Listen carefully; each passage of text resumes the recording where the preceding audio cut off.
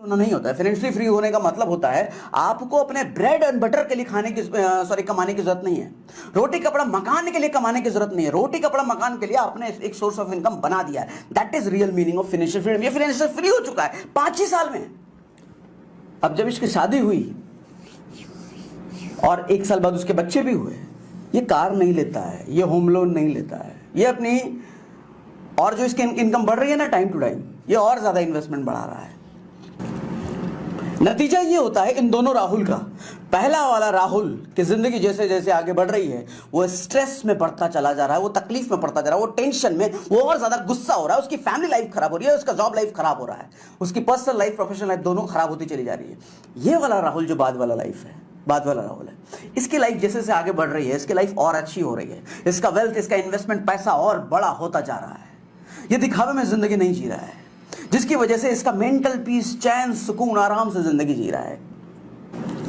Learning क्या है इसे जरा समझते हैं। सबसे पहले financial education from childhood. Middle class को कभी भी बचपन से फाइनेंशियल एजुकेशन नहीं दी जाती है। मिडिल क्लास के पेरेंट्स को यह लगता है कि भैया हमने अगर बचपन से इसको फाइनेंशियल एजुकेशन, पैसे के बारे में एजुकेशन देना शुरू कर दिया, इसका पढ़ाई में से मन अटक जाएगा और ये पढ़ाई नहीं कर पाएगा, इसलिए बच्चे से कोई पैसे की बात मत करो। सबसे बड़ा मिथ है ये। अमीर आदमी, हर अमीर आदमी अपने बच्चे को फाइनेंशियली एजुकेट करता है बचपन से। उसको जब टॉय दिलाना होता है ना अपने बच्चे को, वो टॉय नहीं दिलाता, वो डेली बेसिस पे पॉकेट मनी दे रहा होता है अपने बच्चे को, और बच्चे को कहता है तेरे पास पॉकेट मनी है, उससे खरीदे। और पॉकेट मनी अगर कम पड़ रहा है तो पॉकेट मनी और जमा कर ताकि तू टॉय खरीद पाए। पैसे की वैल्यू उसको बचपन से समझ में आती है। इन्वेस्टिंग, पैसा ज्यादा, पैसा कम, कब पैसा बचाना है, कहां इन्वेस्ट करना है, कहां लगाना है, ये सब सेंस उसको बचपन से होता है। मिडिल क्लास के बच्चे को कभी ये सेंस नहीं होता, कभी सेंस नहीं होता, और जब तक सेंस आता है उसकी जिंदगी खत्म होने को कगार पे होती है। दूसरा, सोसाइटी इन्फ्लुएंस। भैया चाहे कॉलेज हो या कॉर्पोरेट में जॉब, आपके चारों तरफ ऐसे लोग भरे पड़े हैं जो हमेशा आपको दिखावा करने के लिए प्रेरित करेंगे। वो कहेंगे अरे तेरे पास 50,000 की सैलरी, 60,000 की कार नहीं लिया, तेरे पास घर नहीं है, अभी भी किराए घर पे, अभी भी बाइक। ये कहने वाले चारों तरफ लोग, और वो जो कहने वाले हैं ना, सबके सब कर्जे में डूबे हुए हैं। कभी बैंक बैलेंस पूछ लेना उनसे, कुछ नहीं है बैंक में उनके। हाँ, बढ़िया गाड़ी, बढ़िया बाइक, बढ़िया घर में जरूर रहना है, बढ़िया कपड़े बहुत पहन रहे हैं, लेकिन बैंक खाली है, कर्जे में, टेंशन में, घर में जाके लड़ाई करता है वो। क्यों? क्योंकि टेंशन में है ना, पैसा नहीं है, हर चीज के लिए उसको सोचना पड़ रहा है। सैलरी आएगी तो पिज्जा खाने पहले जाएगा। म्यूचुअल फंड से तो उसको पता ही नहीं म्यूचुअल फंड में कुछ होता है, स्टॉक इन्वेस्टिंग कुछ होता है। Learn investing. इन्वेस्टिंग सीखो भैया। पैसा कितना भी कमा लो, पैसा ना अपना निकलने का रास्ता ढूंढ लेता है। अगर उसको इन्वेस्ट करके कंपाउंड नहीं किया ना, कितना भी कमा लो भैया, निकलने का रास्ता पैसा ढूंढ लेता है। अब आपको डिफरेंस बताता हूं रिच और वेल्दी में। दरअसल जिस बीमारी का नाम बता रहा था ना मैं, उस बीमारी का नाम है लाइफस्टाइल ट्रैप। लाइफस्टाइल का ट्रैप, ये ट्रैप है भैया, जंजाल है, और मैक्सिमम मिडिल क्लास में फंसता ही फंसता है। रिच और वेल्दी में, जो रिच दिखने की कोशिश करते हो ना तुम, रिच और वेल्दी में फर्क होता है। क्या फर्क होता है? एक आदमी की सैलरी जब 50,000 है तो 50,000 की सैलरी में वो क्या करता है, 9 लाख रुपए की मारुति सुजुकी कार ले आता है 10,000 रुपए की मंथली ईएमआई पर। हाँ, अब उसका रिजल्ट क्या होता है? वो रिच दिख तो रहा है लेकिन वो है नहीं रिच। उसका बैंक बैलेंस कुछ नहीं है, उसको इमरजेंसी फंड उसके पास कुछ नहीं है, उसका कोई इन्वेस्टिंग नहीं है, और लाइफ में उसको टेंशन हमेशा रहेगी क्योंकि लाइबिलिटी में जी रहा है। दूसरी तरफ क्या होता है कि दूसरा लड़का जिसको 50,000 की सैलरी मिल रही है ना, वो 10,10,000 रुपए ईएमआई में नहीं देना प्रेफर करता। वो 10,000 रुपए मारुति सुजुकी में, उसी मारुति सुजुकी जिसका उसने कार लिया था, उसी मारुति सुजुकी के स्टॉक में इन्वेस्ट करता है, और लगभग 15% के हिसाब से 5 साल में वो 9 लाख रुपए बना लेता है। अब वो गाड़ी लेता है, लेकिन 5 साल बाद रिजल्ट क्या, कंक्लूजन क्या है भैया? 5 साल तक वो रिच दिखा नहीं, लेकिन 5 साल तक उसने वेल्थ बनाया, और उसे बनाए हुए वेल्थ से उसने गाड़ी ली।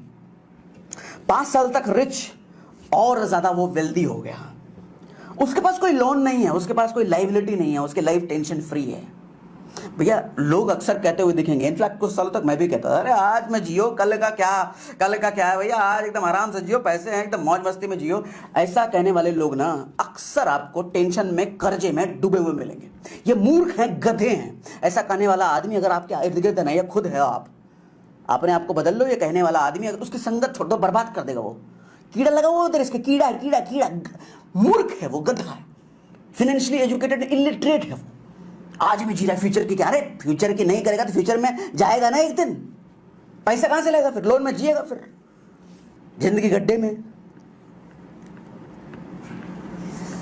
रिच टेम्पररी होते हैं, वेल्दी परमानेंट होते हैं। रिच शो ऑफ के अंधेरे में जीता है और हमेशा टेंशन रहता है। वेल्दी शो ऑफ नहीं करता, वो अंदर से हैप्पी और सुकून भरी लाइफ जीता है, क्योंकि उसके बैंक में बैलेंस है ना। असली सुकून तो बैंक में बैलेंस है भैया। पैसा हाथ की मैल नहीं है, पैसा चेहरे की चमक और दिमाग का, मन का सुकून होता है। जिसके पास पैसा नहीं, पूछो, हमेशा टेंशन में रहता है। वो बाहर से भले वो पूमा एडिडास के कपड़े पहन ले, लेकिन अंदर टेंशन में, बैंक खाली है ना उसका। रिच की लाइफ हमेशा इनसिक्योर रहती है, वेल्दी हमेशा सिक्योर रहता है। अच्छा, रिच मैं उसकी बात कर रहा हूं जो दिखावे वाला रिच है, असली वाला रिच नहीं। असली रिच तो वो होता है जो वेल्दी होता है, जिसके बैंक में बैलेंस है, जिसने इन्वेस्टिंग कर रखी है, जिसने मल्टीपल इनकम सोर्स बना रखे हैं। वो वेल्दी भी है, वो रिच भी है। लेकिन दिखावे वाले रिच और वेल्दी का डिफरेंस मैं बात कर रहा हूं। ये दिखावे वाला रिच हमेशा लोन पर जीता है, लोन पे घर, लोन पे गाड़ी। वेल्दी वाला पहले इन्वेस्ट करता है, इन्वेस्ट में से जो रिटर्न आता है वहां से वो गाड़ी या वहां से वो घर लेता है। गाड़ी घर वो भी लेता है, लेकिन पहले वो इन्वेस्ट करता है, वहां से रिटर्न कमाता है, तब जाके गाड़ी वो खरीदता है। ये रिच वाला तो पहले कर्जा ले लो भैया। रिच कर्जे में डूबा रहता है, वेल्दी हमेशा कर्ज फ्री रहता है। रिच इनकम बढ़ने पर अपनी लाइफस्टाइल बढ़ाता है, ये वेल्दी वाला आदमी इनकम बढ़ने पर अपनी इन्वेस्टमेंट बढ़ाता है, और इन्वेस्टमेंट बढ़ाने के बाद जो इसका रिटर्न बढ़ता है, उस बढ़े हुए रिटर्न से अपनी लाइफस्टाइल बढ़ाता है। ये लाइफस्टाइल ये भी बढ़ाता है, लेकिन पहले इन्वेस्टमेंट बढ़ाएगा, वहां से रिटर्न आए, तब जाके अपनी लाइफस्टाइल बढ़ाता है। ये गरीब वाला दिखने वाला रिच पहले लाइफस्टाइल और जिंदगी भर कर्जे में। रिच बनने की कोशिश मत करो दोस्त, वेल्दी बनने की कोशिश करो। ये जिनको दिखावे के लिए आप जिंदगी जी रहे हो ना, ये जिनको दिखाते हो ना आप अपने कलीग आसपास वालों को, मैं अमीर हूं, जब कल को टेंशन आएगी ना, जब कल को दिक्कत पड़ेगी ना, ये कोई काम नहीं आने वाला। काम एक ही चीज आएगा, आपके बैंक में पैसा कितना है, आपके इन्वेस्टमेंट फंड कितना आपके पास जमा है, वही काम आएगा। और मैं जानता हूं 99% मिडिल क्लास इस ट्रैप में फंसा हुआ है।